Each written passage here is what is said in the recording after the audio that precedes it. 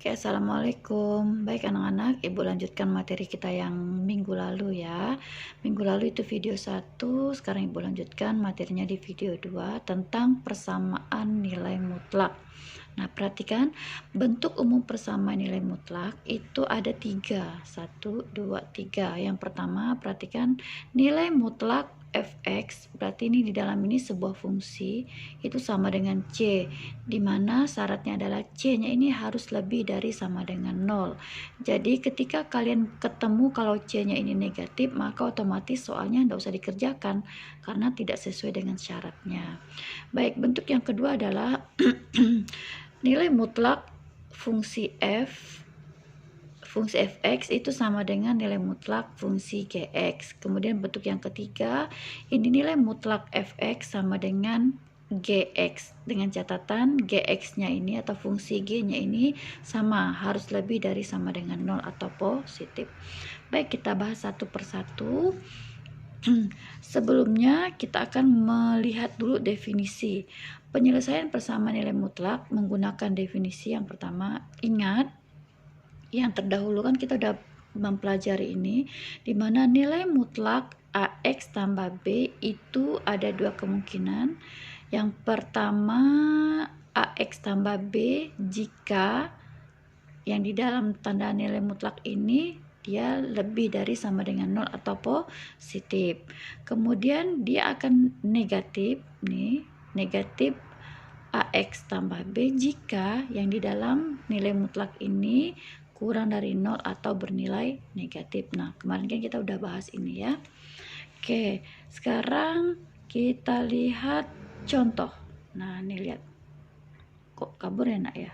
Baik, tentukan penyelesaian dari nilai mutlak X dikurang 2 sama dengan 3. Nah, kalian perhatikan bentuknya itu sesuai dengan bentuk yang pertama, yaitu nilai mutlak Fx sama dengan C.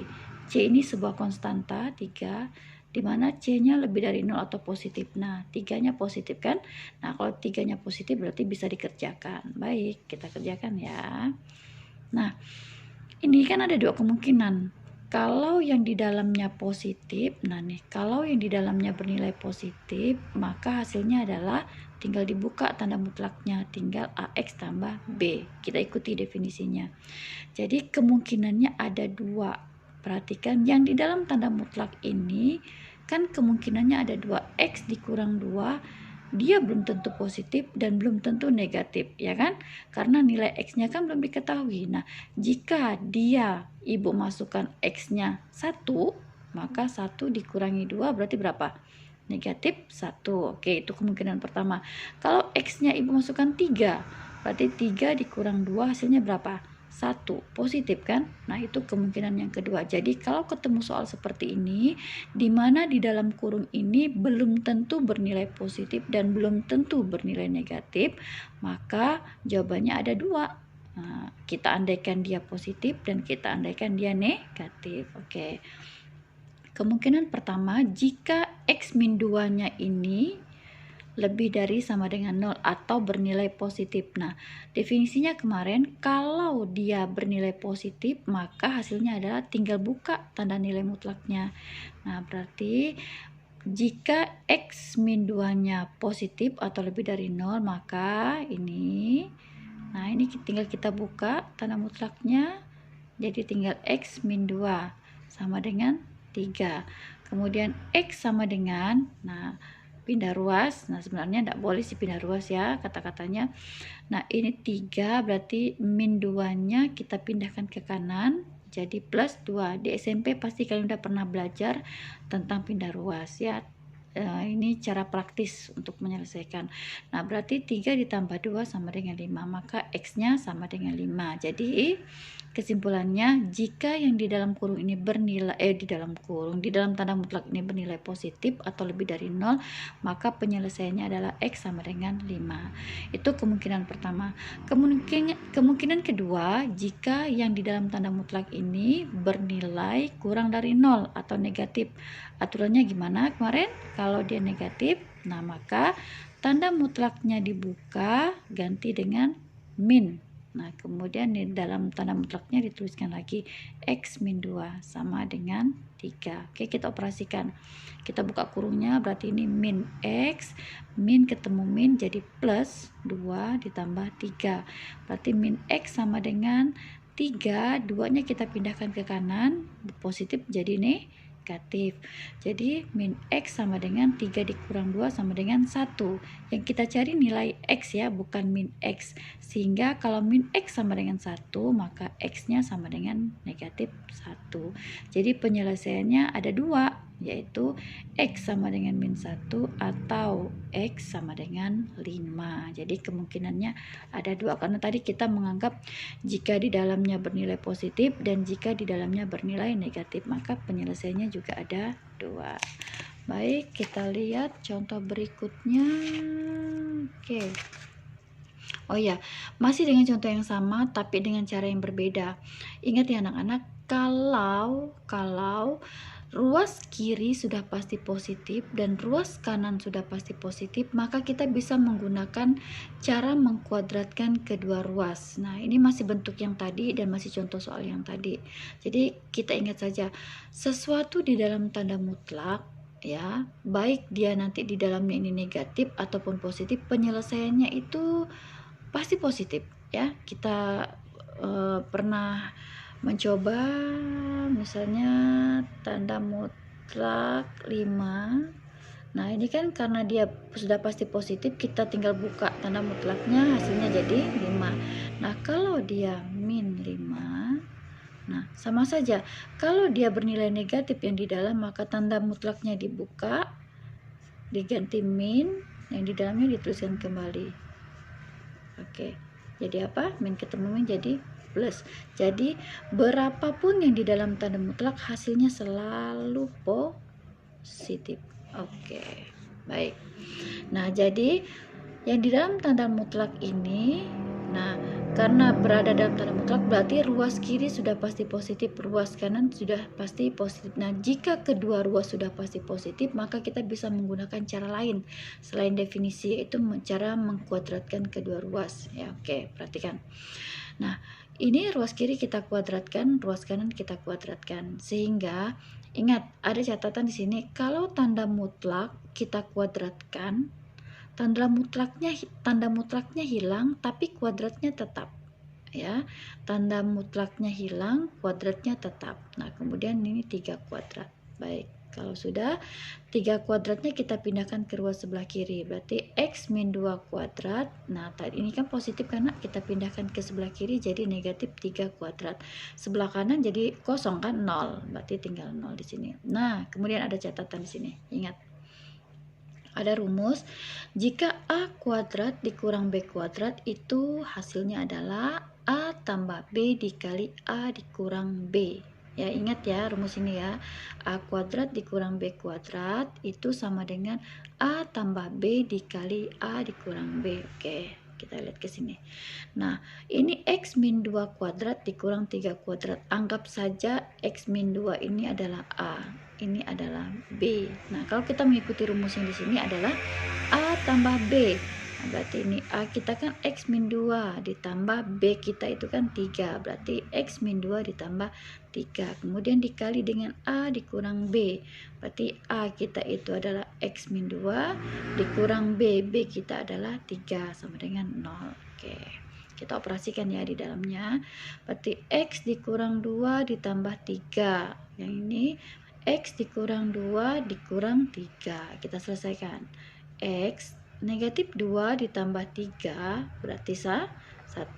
SMP udah pernah nih ya, ibu enggak perlu ngulang lagi. Kemudian ini X negatif 2 dikurang 3 berarti kan negatif 5. Sama, ini ibu juga tidak ngulangi, SD udah pernah, SMP juga udah pernah. Oke, sama dengan 0. Nah, sekarang kita ambil satu persatu. Kita ambil dulu X tambah 1. X tambah 1 sama dengan 0. Nah, maka kita mau mencari nilai X-nya, nak. X sama dengan 0, satunya kita pindahkan ke kanan, tadinya plus jadi min. Berarti X sama dengan 0 dikurang 1 sama dengan negatif 1. Baik, sekarang yang satunya. X min 5 sama dengan 0. Berarti X sama dengan 0, min 5-nya kita pindahkan ke kanan, jadi plus 5. Berarti X sama dengan 0 tambah 5 sama dengan 5. Nah, jadi penyelesaiannya adalah X sama dengan negatif 1 atau X sama dengan 5. Oke, itu pakai cara mengkuadratkan kedua ruas. Oke, hasilnya sama ya dengan yang tadi, kita menggunakan definisi.